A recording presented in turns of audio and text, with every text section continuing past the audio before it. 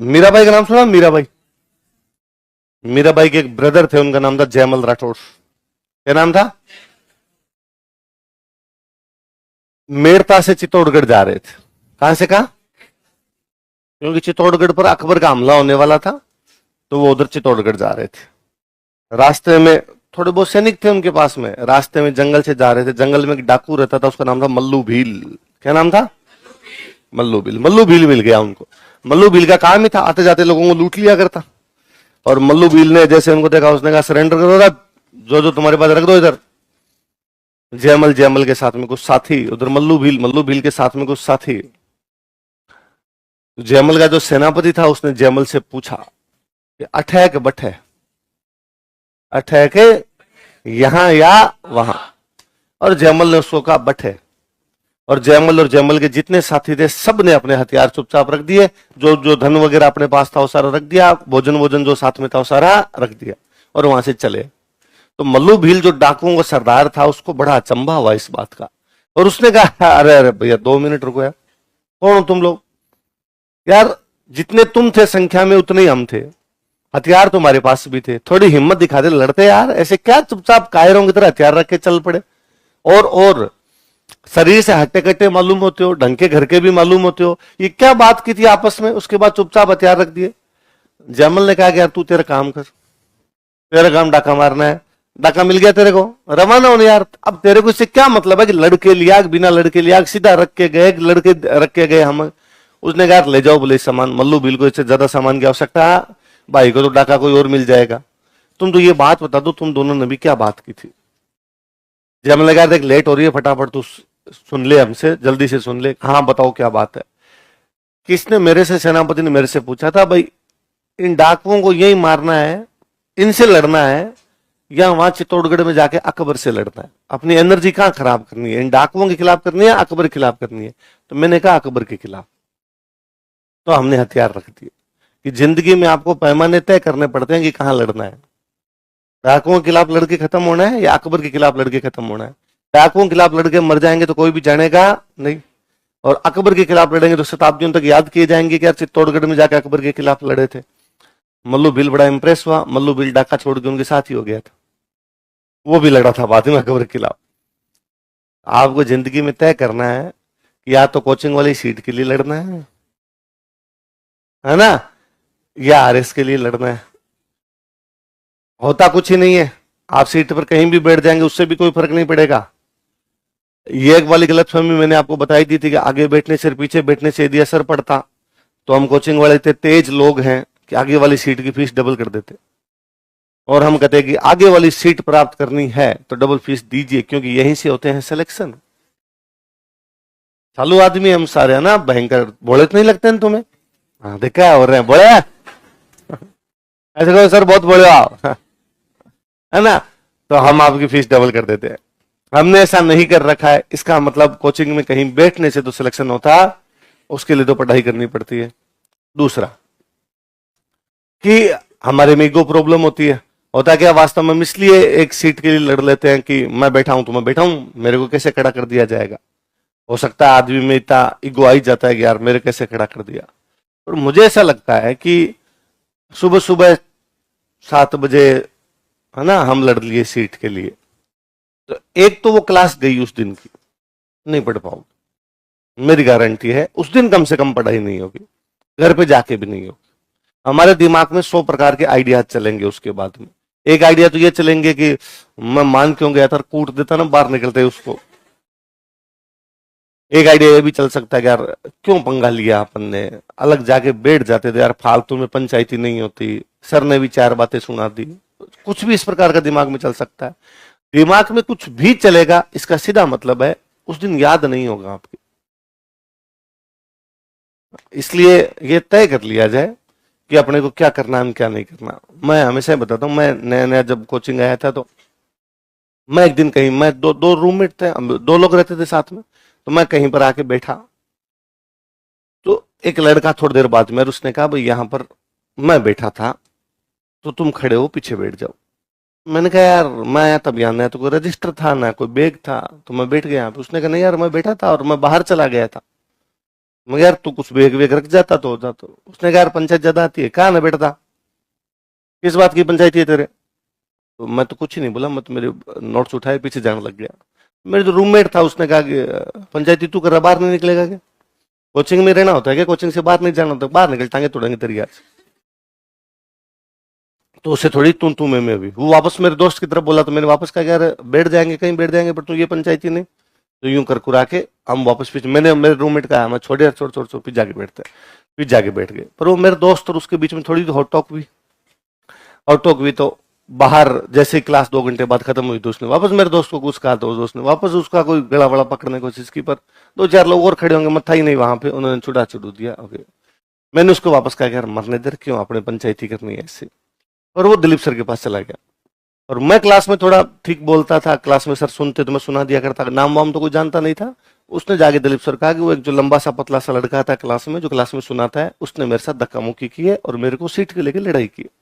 Dilip sir ने मेरे को बुलाया, सर ने खूब डांटा, भयंकर तरीके से फटकारा कि लखन तो है नहीं घर वालों ने तुम्हें यहाँ भेज दिया, फलान टिंकड़ दिए, और कोचिंग में फीस जमा करवाने का मतलब ये थोड़ी होता तुम किसी से कर लोगे वो कर लोगे। मैंने एक बार आर्ग्यू देने की कोशिश की, अरे सर मेरी ऐसी कोई गलती नहीं। सर ने सॉरी बोलो, तुम सॉरी बोलो, अब क्या सॉरी बोलो। मैंने उस लड़के से सॉरी बोल दिया। उसका एक सेटिस्फाई हुआ, उसने मेरी तरफ यूं बड़ा वैसे देखा गिल्ला है ना, पर मैं चुपचाप जाके बैठ गया। मैंने मेरे रूममेट को, बाद में सीनियर थे वो भैया 1 साल, हम बीकानेर में साथ ही पढ़े थे, मैंने कहा मरने दो यार, क्यों पंचायती करनी है अपने, कहीं बैठने से क्या फर्क पड़ता है, अपने वैसे पीछे ही बैठते हैं। आज यूं आगे सीट खाली दिखी थी इसलिए बैठ गए थे अपने, और वो यूं था कि भाई कुछ लोग आगे बैठ गए थे, हम घुसे, घुसते ही वो जहां सीट दिखी थी वहां बैठ गए, वरना पहले हम जल्दी आते थे, जल्दी इसलिए आते कि पीछे बैठेंगे, आराम से दिखता वैसा पीछे बैठ जाएंगे। तो मैं आज यार बैठ गए थे, कल से अपने पीछे बैठेंगे, आगे बैठना ही नहीं है, ये पंचायती अपने करनी ही नहीं। बात आई गई हो गई, बेच खत्म हो गया। हम उन भैया से कभी, वो जिनसे भी थोड़ी बहुत हमारी बात हुई, उनसे हम कभी नहीं बोले, वो हमसे कभी नहीं बोले। मेरा दोस्त तो फिर भी उनटे टेढ़ा देखता भी रहता था, मैं तो इग्नोर ही मारता, मरने दो यार। 2-3 साल बीत गए उस बात को, भूल भाल के चीजों को। वो पता नहीं उस बेच समाप्त होने के बाद मत फिर भी कोचिंग आया करता था। उनका शायद प्री नहीं हुआ था, मेरा उस साल प्री हो गया था, तो मैं मेंस देने लग गया था, उनका नहीं हुआ, तो वो नहीं आने, मेंस वाले बैच में नहीं आते, मेरे को नहीं दिखे। उसके बाद 3-1 साल बाद मैं पढ़ाने लग गया था। एक दिन मैं सुबह सुबह 7 से 9 वाली क्लास लेने के लिए गया, तो वो क्लास में बैठे थे। उस दिन अपना ईगो सेटिस्फाई था भाई, नहीं पर लड़ाई है जी, आप कहाँ लड़ना चाहते हो, क्या लड़ना चाहते हो। वो भैया भी 2 घंटे, मैंने कुछ ही नहीं कहा उनको, बैठे थे जैसे बाकी स्टूडेंट को पढ़ाया, वो भी पढ़ लिए लिख लिए, पर 2 घंटे बाद उसके बाद वो क्लास नहीं आए कभी। उस बंदे को भी लगा होगा ना, है ना। तो तय कीजिए लड़ाई कहाँ करनी है। उस दिन सीट चेंज कर दी थी, वो वहीं उसी सीट पे थे जिसके लिए लड़े थे, मैं थोड़ा ऊपर था, सीट चेंज ही तो थी और क्या थी, है ना। तो ये आपको तय करना है कब क्या करना है, कब क्या नहीं करना, और कुछ ही नहीं होता इससे। उस दिन एक दिन की पढ़ाई खराब हो जाती है। और मेरा, मैं क्या, हम स्प्रिंग बोर्ड में जीते लोग हैं, तो हमारे में साइंस वाले डॉक्टर साहब को छोड़ के हम सारे स्टूडेंट हैं सर के, यही तैयारी करते थे और करते थे। तो हमारा वो प्रथम दृष्टया एक्सपीरियंस है, इसे मेरा तो मैं व्यक्तिगत हमेशा बताता हूँ कि जिस दिन क्लास के अंदर बिना किसी से बात किए, है ना, मेरा ये भी रूल था कि भाई 4 घंटे की क्लास है, 2 घंटे की क्लास है, तो किसी से बोलना नहीं है उन 4 घंटे। बाहर जाके मैं पंचायती कर लूंगा, हो सकता है जिससे मुझे बातचीत करनी है मैं उस दोस्त को लेके चाय की थड़ी पे बैठूंगा और अगले 1 घंटे तक उससे बातचीत कर लूंगा, या बाहर कोचिंग के बाहर खड़ा होकर बात कर लूंगा, या मेरे रूम बुला लूंगा उसको, आ जाए यार आज शाम को पंचायती करेंगे, मूवी देखने चले जाएंगे। ये जब क्लास में 4 घंटे चल रहे हैं तब नहीं बोलना आपने, तो बोलना ही नहीं है किसी से। और यदि मेरे पड़ोसी ने कभी बोलने की कोशिश की तो मैंने अगले दिन सीट चेंज कर दी। मेरा दो था कि एक तो मैं जब बोलूंगा तो मेरा कंसंट्रेशन भंग हो जाएगा, मेरी चीजें याद नहीं होगी। दूसरा मेरा यह था कि यदि सर सामने खड़े और फिर यदि बोलते हो तो बदतमीजी होती, तो नहीं बोलना, अपने बाद में बोले, बात कर लेंगे खूब। मैं तो बोलने में इतना खूब बातूनी आदमी हूं, तो मैं बाहर जाके बातचीत कर लूंगा, अभी इससे क्या बातचीत करनी। फिर भी मान लो कभी ऐसा हुआ हो कि पड़ोसी बैठा और उससे बातचीत हो गई हो, उस 10 मिनट 15 मिनट में जब वो बातचीत हुई, उस समय जो टॉपिक समझाया गया हो वो कभी समझ में नहीं है, दिमाग वहीं चलता रहा। बाकी छोड़ो, आप मत कहता हूं आप कोचिंग आते हो 7 बजे, उससे पहले कोई फोन आ जाए आपके, कोई टेंशन की बात बता दे और बता दे, आपका 4 घंटे मन नहीं लगेगा क्लास में। मैंने जब पढ़ाने लग गया था ना, अब जब तक नहीं पढ़ाता था तब तक रूटीन तो था नहीं, तब तक तो ये था भाई कोचिंग आते थे चले जाते, शाम का बैच है तो मैं लगभग शाम के बैच में आया, कभी सुबह नहीं आया कोचिंग, बहुत थोड़े टाइम के लिए कभी किसी बैच में आ गया हूँ तो भले ही, बाकी शाम को आता था। तो अब घर वालों का फोन कभी भी आ सकता, घर वाले तो कभी भी कर सकते, हालांकि कम ही करते हैं मुझे, पर फिर भी कभी कर लेते, दिन में भी कर लिया मम्मी ने फोन, कभी शाम को भी कर लिया। मैं जब पढ़ाने लगा तो मैंने नोटिस किया कि मैं क्लास ले रहा हूँ मान लो 11 से 1 बजे की, मम्मी को लगा 12 बजे खाना वाना खाने के बाद लगे बात कर लेते, मम्मी ने फोन किया, अब मेरे से क्लास में फोन उठाया नहीं जाए, अब मान लो मम्मी का फोन आया 12:15 बजे, अब मेरे से 12:15 से 1 वाली क्लास नहीं ली जा रही, मेरा दिमाग उधर है कि क्यों फोन किया होगा, कोई घटना तो नहीं हो गई होगी, क्या दिक्कत है, और यदि कभी दोबारा आ गया तो मैं लाइन ही भूलने लग गया कि अगली लाइन क्या लिखना है, नया नया मास्टर था तो वैसे डर लगता कि यार कुछ भूल नहीं जाए और नहीं जाए।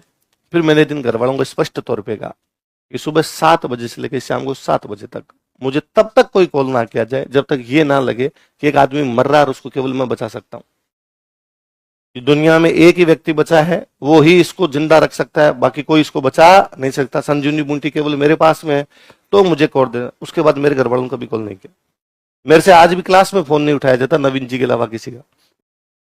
नवीन जी का फोन मैं इसलिए उठा लेता हूं कि कई बार वो इस प्रकार का मैसेज देते हैं कि आज इस क्लास को अभी 9 बजे मत छोड़ देना, 9:15 तक लेना, तो मुझे लगता है सीट चाहिए तुम्हें, आगे आओ, पीछे खाली बातें सुनने से नहीं होगा, बिठा भाई। तो नवीन जी हमेशा आगे भाई 9 बजे क्लास छोड़नी है, नवीन जी मुझे कहते हैं डॉक्टर साहब तो 9:30 आएंगे सर, तो आप थोड़ी सी 15 मिनट एक्स्ट्रा क्लास ले लेना, तो मेरे वो रहता है कि हाँ भाई एक्स्ट्रा क्लास लेनी है, तो उनका फोन उठा लिया, बाकी मेरे से फोन नहीं उठाया जाता, इधर आ जाओ। तो कारण है कि वही कि फोन उठाते कंसंट्रेशन भंग हो जाएगा, फिर क्लास नहीं ली जाएगी अपने से, जो कि मुझे लगता है कि क्लास लेना अपने आप में एक आनंद का सा होता है, उसमें मैं जीती रो में रहूंगा, जीता मेरे घेटों के अंदर रहूंगा, जो मेरे दिमाग में उसी में चलता रहूंगा, तो मैं ढंग से क्लास ले पाऊंगा। ढंग से का मतलब है जो मुझे आता है मैं आप तक डिलीवर कर दूं, जैसा मुझे आता है वैसा डिलीवर कर दूं, तब तो आपकी चीजें याद होगी।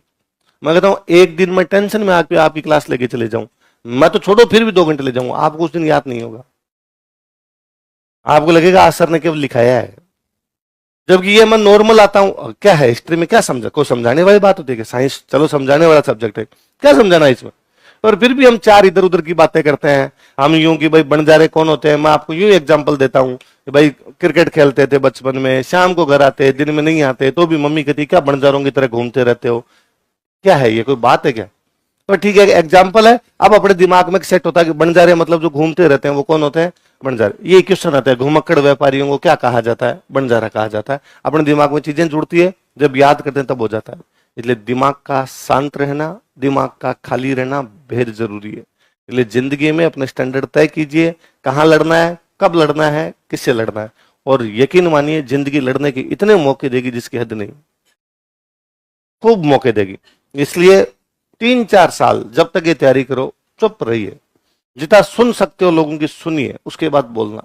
नवजोत सिंह सिद्धू को जानते हो, जानते हो, जानते हो सारे, क्रिकेट की कमेंट्री करता है, पॉलिटिकल पार्टी से चुनाव लड़ता है, लाफ्टर चैलेंज में वही बैठा रहता है, कपिल शर्मा वाले शो के अंदर भी आ जाता है, ऐसे खूब सारे अलग अलग काम करता है और खूब बोलता है, इतनी चीजें बोलता है, इतनी तो शायरियां बोलता रहता है, चकदे फट्टे नपदे किल्लीन पता नहीं क्या क्या करता रहता है।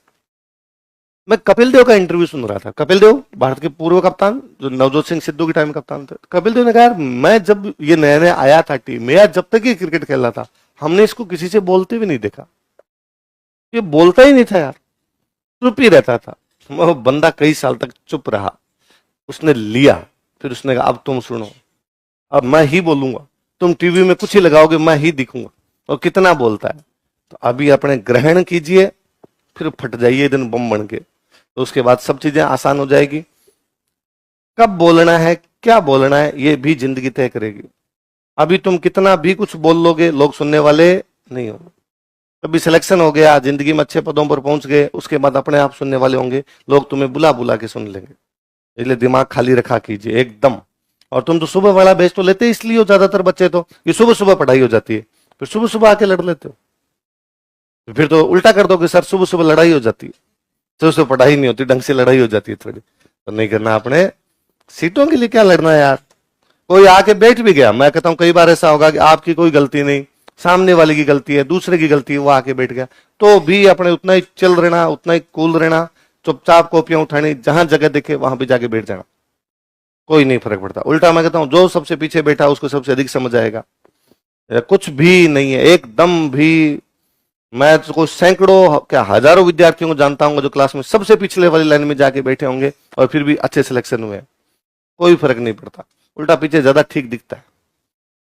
ये सब मन की भ्रांतियां हैं कि एकदम यूं छाती पे जाके बैठ जाएंगे तो ही अपने समझ में आ जाएगा।